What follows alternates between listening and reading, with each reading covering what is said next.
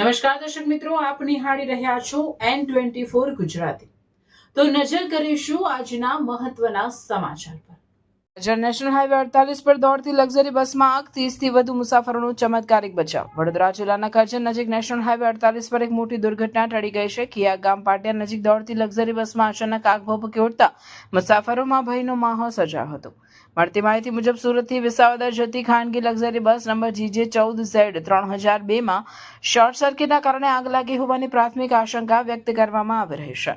બસમાંથી ધુમાડો નીકળતો નજરે પડતા જ ડ્રાઈવરે સતર્કતા દાખવી તરત જ બસ રોડ સાઈડમાં ઊભી રાખી દીધી હતી। બસમાં અંદાજે 30 થી વધુ મુસાફરો સવાર હતા, જેમને તાત્કાલિક સુરક્ષિત રીતે બહાર કાઢવામાં આવ્યા હતા। સદનસીબે આ ઘટનામાં કોઈ જાનહાનિ કે ઈજા થયાની માહિતી સામે આવી નથી।